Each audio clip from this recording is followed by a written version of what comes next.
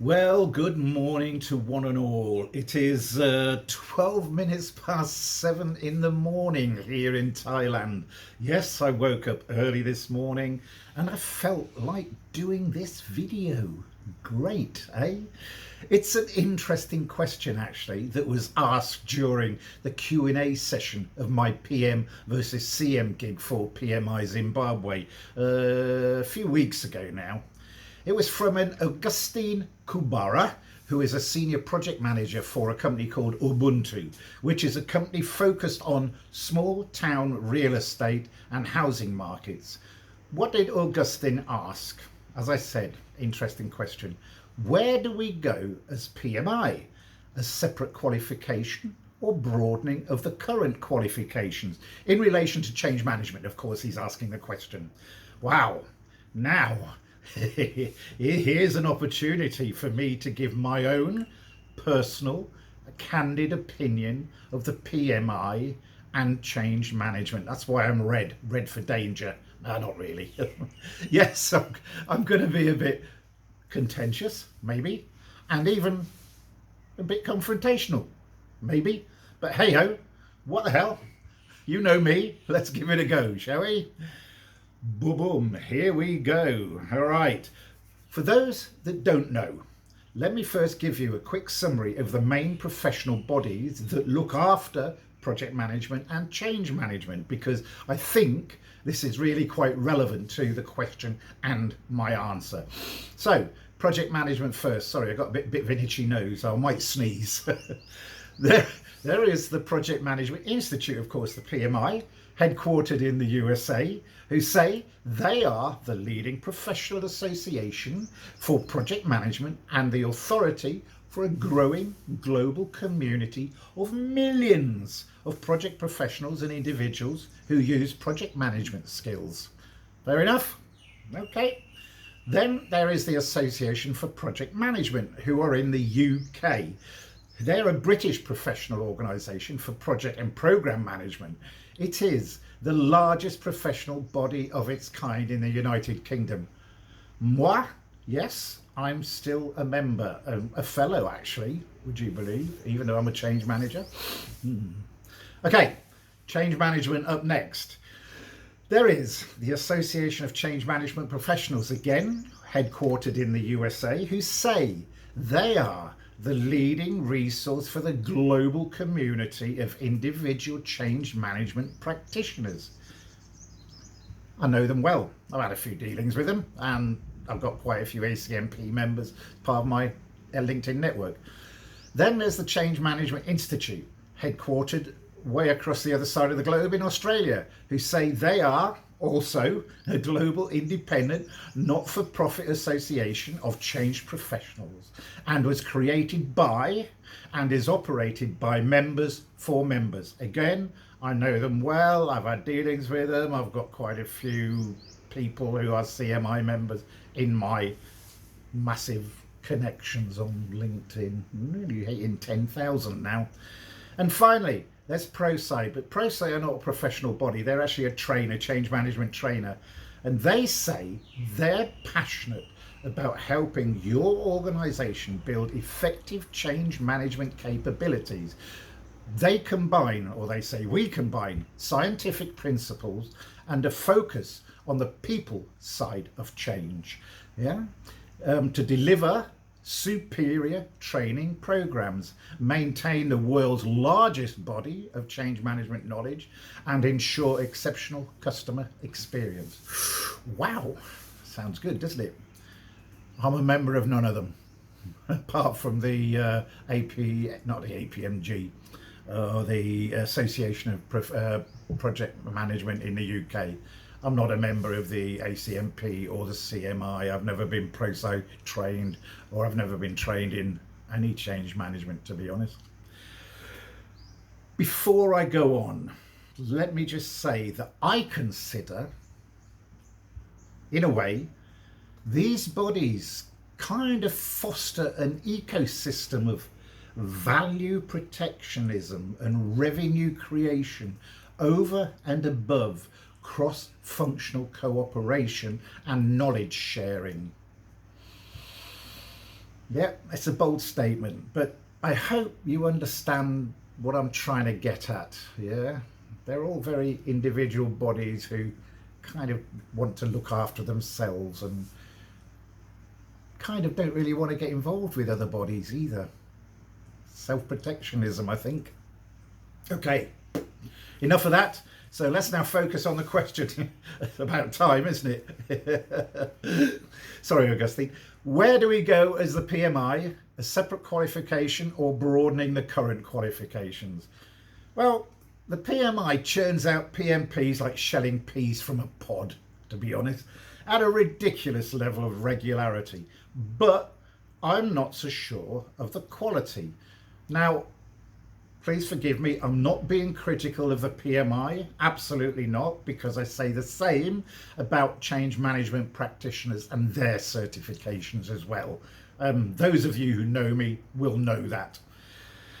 The PMI also have a raft of other credentials like the CAPM, the PGMP, the PFMP, PMI ACP, PMI PBA, PMI RMP and the PMSP.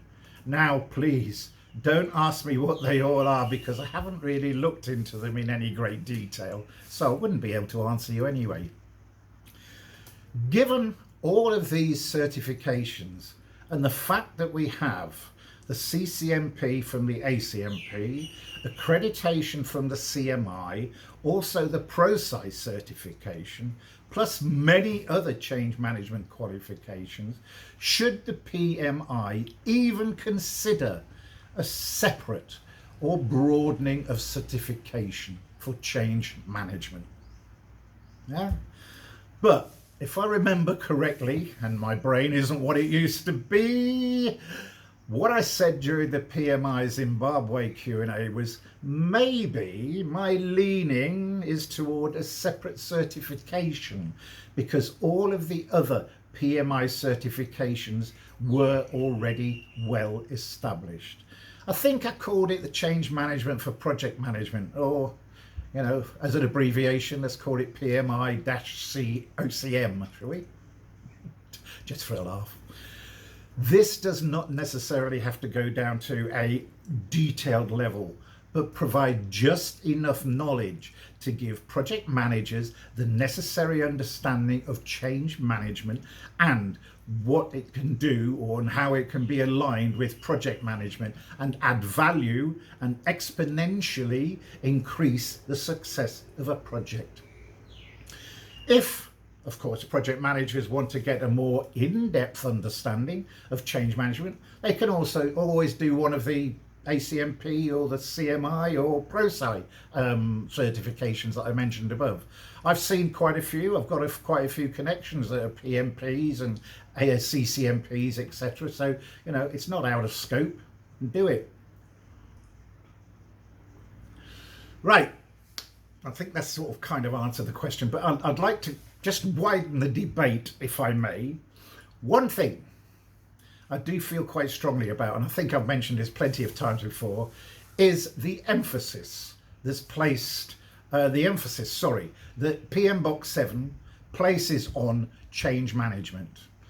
4 out of 370 pages. And all they do is quote a few models and then align those their domains against those models. The models they quote, and I don't know where they got them from because one of them I haven't even heard of. Managing change in organizations, the ADCAR model, obviously I mentioned ProSci before, Kotter's 8 steps, which is a very well-known one, Virginia's satire change model, I'd never heard of that one, and the transitional model. My question, why those? There's 50 odd models out there, 50 odd change management models out there. So what makes them so relevant to project management? Okay. Even I have a practical framework approach to change, which someone has just told me is sort of follows quite closely the PMI way of doing things, which is nice. Anyway, then they go on, as I said, to align those 5 models to only 3 of their domains: stakeholders, planning and project work. Strange, What about the other domains of teams? Okay, dev approach and life cycle, delivery, measurement, uncertainty. What about those? Why aren't they aligned to those as well? Change management should be, absolutely should be aligned to all of the domains regardless. Just as an example, how can you leave out change management from the uncertainty domain? Uncertainty is one of the biggest deals in change management. I have a single word for leaving those out. Unbelievable. Anyway, there's also a bit of an issue regarding stakeholder management and communication, which the PMI clearly think are the responsibilities of a project manager. Yes, I would agree if they do not have a change manager working on a project with them, but if they do, it should be the collaborative effort led by the change manager. Anyway, I make no apologies for what I'm about to say, and this is probably where I'm going to be a bit contentious and a bit confrontational, but to me, the emphasis placed on change management elements in the PM Box 7 make no sense. They are illogical and just seem to be like an afterthought. I suppose that's kind of blown my chances ever working with a PMI, hasn't it? Sorry, I digressed a bit there, didn't I? But I believe it's all valuable information, all right, that you need to be made aware of. The professions of project management and change management, as I repeatedly mention in my PM versus VM CM presentations to PMI chapters, are not aligned, okay? And in my opinion, my own humble opinion, will never ever be. Well, not in my lifetime anyway. I haven't got that much longer to go. All right, that's it.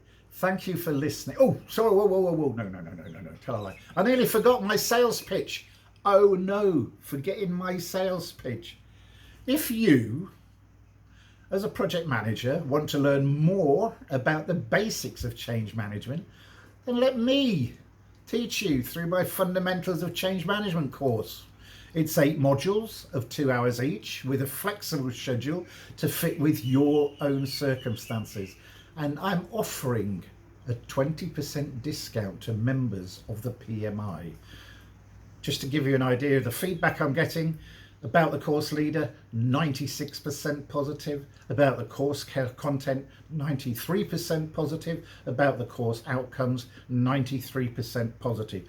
Positive, by the way, equals either strongly agree or agree to a series of 6 questions.